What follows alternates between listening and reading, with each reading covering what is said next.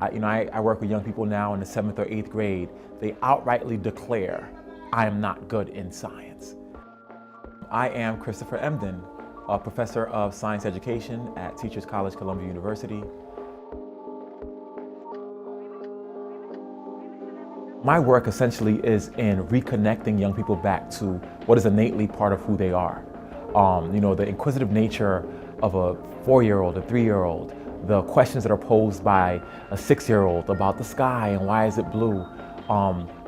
And for kids who are part of hip hop, the scientific attributes, the scientific skills, traits, and dispositions that are completely necessary to be hip hop is what I try to connect them back to. Just letting them know that who they are is scientific. The art of crafting a rap, the fact that your rap has to have complex metaphor and analogy, it has to be in meter and in rhyme. You have to be able to soak in the environment and make some sense of it. Your rap has to be approved by a community of folks who you have to prove that this is factual based. Like, all those things are part of what scientists do to make sense of the world. So my work is in just showing young people that because they are a part of hip hop means that they have certain skills, dispositions, traits, attributes that are aligned to science. And so hip hop becomes the conduit, it becomes a tool, just because urban youth of color that I work with are so deeply immersed by hip hop. Hip hop has captured their imaginations in a way that no other phenomenon that we've ever known has. And so if hip hop can grab them like that, and science is a piece of who they are, and there is such science in hip hop, then why not make the connections? The art of writing a rhyme is writing. The art of crafting a spoken word poem is public speaking. If you're talking about your environment, that's current events. That's simple. Why don't we use the same mechanism to open kids up to disciplines and areas and possibilities that they've been locked out of? I mean, part of this work is a very inherently social justice piece to it. When we talk about achievement gaps, they triple or quadruple when it comes to science and mathematics. And so if those are the areas where we need those gaps to be closed, those are the spaces where we need what I call these revolutionary educational practices. You can't sacrifice the fun for the rigor. You have to be able to do both. So when you introduce these concepts to young people and they're writing their raps, you can say, oh, this is just great that you wrote this basic rap. You have to say, well, in order for your rap to be really good, you have to have 3 scientific metaphors and analogies. You have to have a mathematical formula in there as well. And then the last thing I would say is, and this is the beauty of my work with Science Genius, is that, and this is hip hop, it has to be competitive. It has to be competitive. So if you have a kid writing a rap to perform back for the class and they're just gonna perform it and sit back down, that works okay.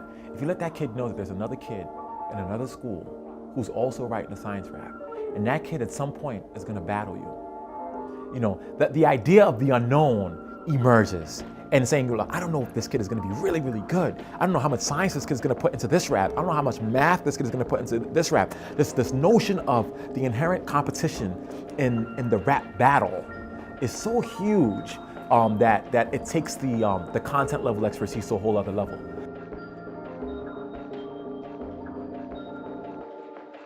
I see the fruits of my labor every single time that I walk into a classroom and look into the eyes of a young person and listen to the questions that they ask.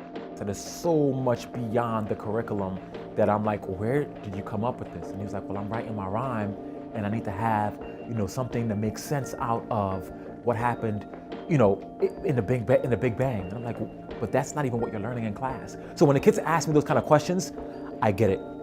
When I look at the attendance rates in the schools, the kids who don't show up to school except on the Science Genius Day so they can study and write their rhymes. When they have kids saying, I want to know why we don't have an advanced placement chemistry class in this school, that's when I know that this means something, because it means then that they're not just using this as a way to understand what's going on, they're starting to see themselves as scientists. When a young person sees themselves as something, that changes their whole lifespan. I've had kids that I've done this hip-hop based approach to science instruction who worked with me in a physics classroom as a 9th grader. And we were doing, crazy things like, finding out, how you can measure equilibrium on a seesaw in a park across the street, talking about rappers' chains and finding out whether or not the metals in the chains were alloys or pure platinum. When we were having these really interesting conversations, he started seeing himself as a scientist. And that Edmund graduated from a school in the Bronx, New York, went up to SUNY Plattsburgh, and became a biochemistry major and graduated with a degree in biochemistry and is now a grad student at Columbia University with me. You know, those kind of stories show me that, you know, this is the work, and the work can change the world.